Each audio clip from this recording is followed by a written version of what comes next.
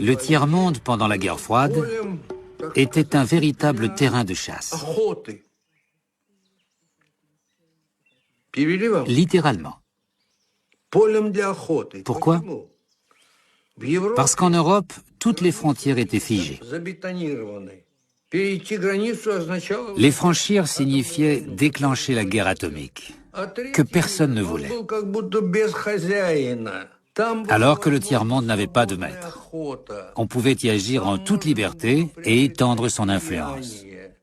Nous considérions, et je pense que c'était vrai, que nous étions face à une tentative visant à faire du Congo une réserve de matières premières pour les États-Unis et l'Occident. N'oublions pas que la première bombe atomique a été fabriquée à partir d'uranium provenant du Congo. Il n'y avait à l'époque dans le monde que 2 pays producteurs de cobalt, l'Union soviétique et le Congo. Le cobalt est extrêmement important pour les moteurs à réaction et aussi pour la haute technologie. Nous ne pouvions pas nous fournir auprès de l'Union soviétique car c'était un produit stratégique. Le Congo était donc l'unique source. Je sentais bien que Washington commençait à se demander où allons-nous obtenir notre cobalt si les Soviétiques prennent le contrôle du Congo. Les États-Unis s'inquiétaient de l'appui soviétique à Lumumba. Le président Eisenhower a alors dit « Nous devrions envoyer l'OTAN pour maintenir les soviétiques dehors ». Mais finalement, le sang-froid l'a emporté. Et on a demandé au Conseil de sécurité de l'ONU d'envoyer les casques bleus au Congo. Le président Eisenhower a jeté les bases d'une politique qui est toujours en vigueur aujourd'hui. Il disait « S'il y a des problèmes en Afrique, nous ne devons pas envoyer des troupes là-bas, et les Européens non plus. C'est l'ONU qui doit mener ces opérations. » Lumumba croit que l'arrivée des casques bleus de l'ONU l'aidera à ramener la stabilité. Il se trompe. La mission de l'ONU est en réalité l'élément qui va précipiter la chute de son gouvernement.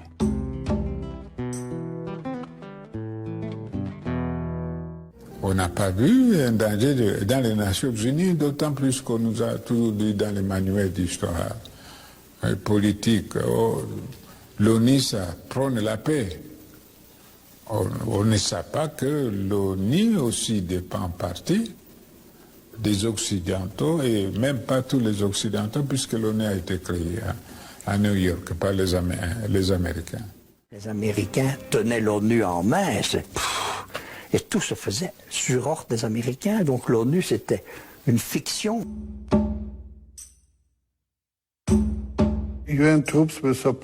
La force de l'ONU était censée protéger l'indépendance du Congo, mais elle a empêché les troupes restées loyales à Lumumba d'agir. Cette force a outrepassé sa mission et a servi à renverser le gouvernement de Lumumba, ou du moins à le priver de toute protection.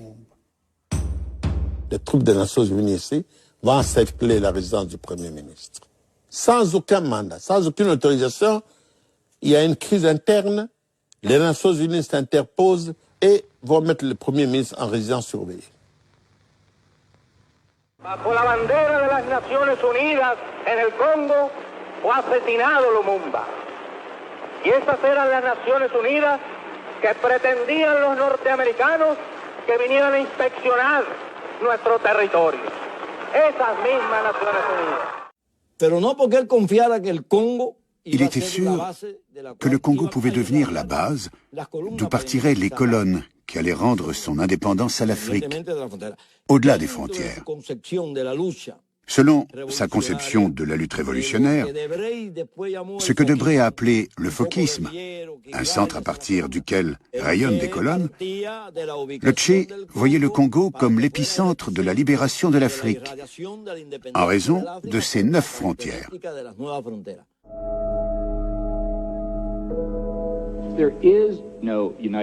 Il n'y a pas de Nations Unies. Il y a une communauté internationale qui, à l'occasion, peut être dirigée par le dernier vrai pouvoir mondial, les États-Unis. Quand les États-Unis dirigent, les Nations Unies suivent. Et nous ne dirigeons que quand ça correspond à nos intérêts nationaux. Dans un livre paru en 2007, John Bolton donne un autre argument. Il explique que les États-Unis doivent pouvoir, partout dans le monde, fournir des fusils quand ils le décident à des bandes armées. C'est une constante de la politique américaine depuis 30 ans, faire la guerre par milices interposées. Pour les besoins de la propagande, ces bandes armées sont baptisées combattants de la liberté. Quand vous armez des milices ou des combattants de la liberté, vous utilisez toujours des canaux légaux? La décision vient toujours du gouvernement américain, que ce soit une opération secrète de nos services d'espionnage ou du ministère de la Défense. Notre problème, c'est qu'on est tellement transparent qu'il est difficile de conduire des opérations clandestines, même quand on souhaite le faire. Les États-Unis ont été condamnés pour avoir illégalement armé un groupe d'extrême droite qui a déstabilisé le gouvernement légal du Nicaragua et tué 20 000 civils.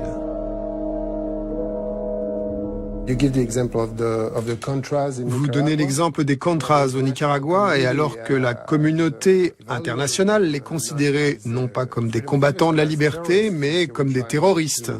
Les États-Unis ne les considéraient pas comme des terroristes. Nous avons fourni des armes aux Contras. Pour le reste du monde, c'était des terroristes. C'est le point de vue du reste du monde, mais les États-Unis prennent leurs propres décisions.